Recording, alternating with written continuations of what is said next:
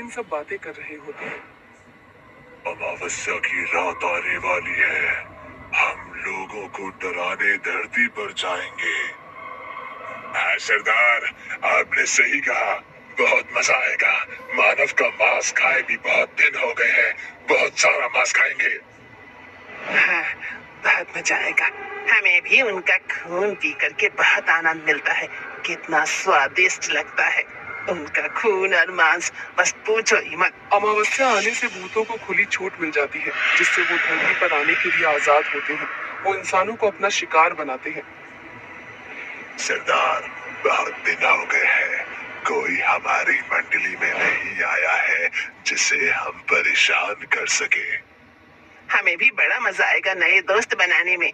तभी एक छोटी बच्ची भूत बनकर आती है। ये देखकर सभी भूत खुश हो जाते हैं।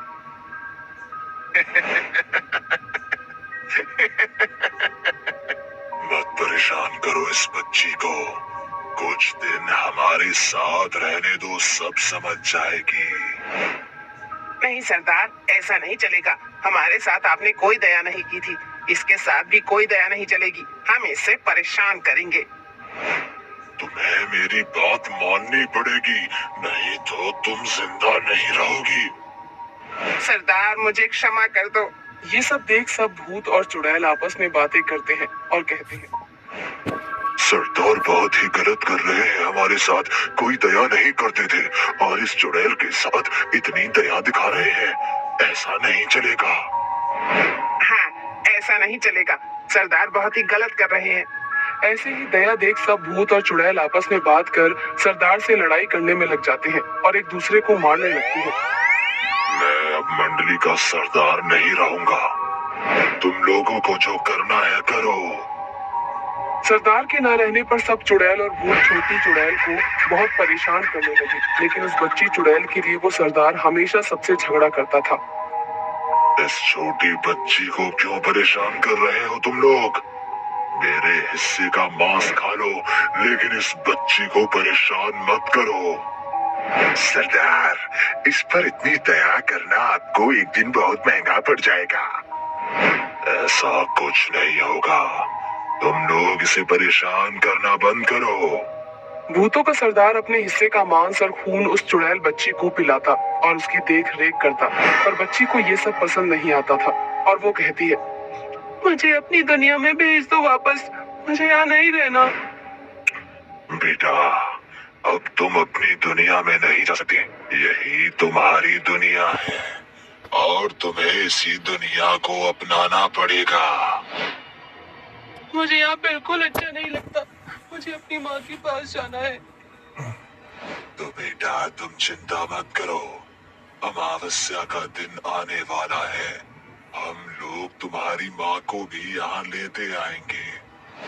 नहीं, आप ऐसा मत करना। ये दुनिया अच्छी नहीं है। मेरी माँ को यहाँ नहीं लाना। इन दोनों की सारी बातें सुन सारे भूत और चुड़ैल हंसती हैं और इसका मजाक उड़ाते हैं और कहते हैं, कुछ दिनों में हम लोग धरती पर जाएंगे और मानव का मांस खाकर मजे करेंगे और खून पी के नदी में गोते लगाएंगे। बड़े दिनों से मानव मजे से जी रहे हैं, अब उन्हें हम खाएंगे और हम मजे से जिएंगे। ऐसा मत करना। अमावस्या का दिन आ जाता है और भूतों को खुली छूट मिल जाती है। सब धरती पर एक गांव में जाकर आतंक मचाने लगते हैं।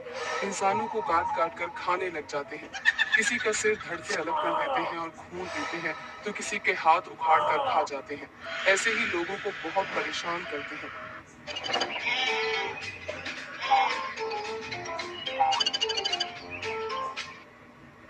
मुखिया जी, हमारे गांव में भूतों की मंडली आ गई और सभी लोगों को मार मार कर खा रहे हैं। अब क्या होगा? हाँ भाइयों, मैं वही देख रहा हूँ। मैं अभी तांत्रिक को बुलाता हूँ। हाँ मुखिया जी, जल्दी से जल्दी कुछ करवाइए, नहीं तो गांव में कोई जिंदा नहीं बचेगा। तांत्रिक को बुलावा भेजते हैं। तांत्रिक को बुलावा भेजने पर पता चलता है कि वो तांत्रिक गांव में नहीं है, कहीं और गया हुआ है और उस समय वो नहीं आ सकता।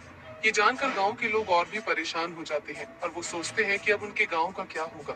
गांव वालों, अब तुम बहुत जी लिए, अब नहीं बचोगे। हाँ, तुम लोगों का मांस खाए बहुत दिन हो गए। अब तुम लोगों को खा जाएंगे हम। तुम लोग ये सब क्या कर रहे हो? ऐसा मत करो, इन लोगों को जाने दो। ये पागल खुद भी नहीं खाएगी और हमें भी खाने नहीं देगी। हमें मरना है क्या? उसी गांव में सरिता नाम की एक लड़की थी जो अपने